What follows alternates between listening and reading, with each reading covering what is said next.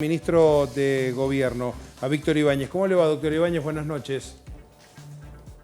Buenas noches, ¿cómo les va? ¿Cómo andan? Gracias por recibirnos. Ibáñez, ¿ustedes soslayan el pedido de estos 9 abogados del foro local entendiendo que las acciones que lleva adelante el gobierno que usted integra restringen las libertades individuales? No, nosotros no soslayamos. Advirtiendo, no, está trabajando y contestando en el ámbito que corresponde.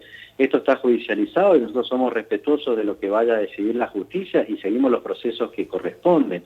Ahora, me parece que vale la pena aclararle a la audiencia, sobre todo, que el planteo de la restricción de los derechos, además de ser un planteo que tiene que ver con una cuestión constitucional y que requiere de una explicación, lo cierto es que las limitaciones que se manifiestan como tales, o que se dice que son limitaciones, en primer lugar tienen que ver con el cumplimiento de un decreto de necesidad y urgencia del gobierno nacional, que es el decreto 408. Es decir, no es un decreto del gobernador de la provincia. El decreto del gobernador de la provincia lo que hace, por mandato de ese decreto de necesidad y urgencia nacional, que por su naturaleza, por lo que es, aunque es una cuestión muy técnica, es como una ley del Congreso de la Nación, lo que hace el gobernador es hacer ejercicio de lo que le permite el decreto, que es, en primer lugar, reglamentar aquello que se puede. Fíjese que el decreto lo que hace es aplicar en todo el territorio estas salidas de esparcimiento que establece este decreto, permitir en todos los departamentos, menos en el Gran Mendoza, la apertura de la flexibilización de la actividad comercial, porque el Gran Mendoza, por el conglomerado de 500.000 habitantes, el propio decreto establece que no se puede flexibilizar todavía, y en definitiva lo de los DNI da cumplimiento a que el decreto nacional exige que no más del 50% de la población esté en la vía pública. Es decir, que ustedes entienden, ministro, con claridad que aquí no se está avasallando ningún derecho individual, ni las libertades individuales, sino que por el contrario el marco jurídico lo faculta al propio gobernador de Mendoza a decretar lo que decretó. Lo obliga a reglamentarlo de esta manera, lo obliga a reglamentarlo dentro de lo razonable.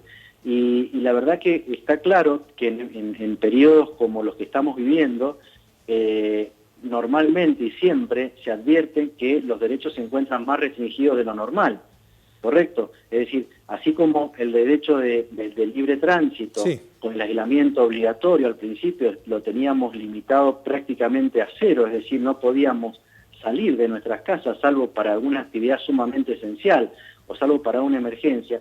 La flexibilización lo que ha ido permitiendo es que esos derechos los podamos ir ejerciendo gradualmente, más tendiente a la normalidad, digamos. Le hago una pregunta el costado más político. Lo escuchaba seguramente cuando nos esperaba que le diéramos el pase y la bienvenida a nuestro noticiero, Marcelo Torres, señalando que el propio Jorge Difonso entiende que el hecho amerita ser al menos analizado en la comisión pertinente en la legislatura. Esto es lo que le estoy pidiendo ya en lectura política, no técnica jurídica.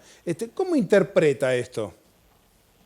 Yo creo realmente que digamos, en esta manifestación hay una cuestión personal o alguna cuestión que tiene que ver con el legislador que pretenderá darle, digamos, algún tratamiento a esto, cuando es algo que está dentro de la justicia. Y la verdad es que desde el punto de vista político e institucional, digo, ¿no?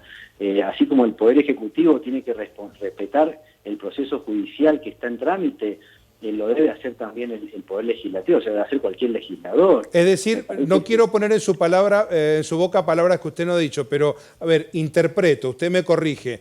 ¿Es como sacar los pies del plato en el momento menos adecuado? Para mí, sacar del ámbito natural lo que se tiene que resolver en un ámbito natural.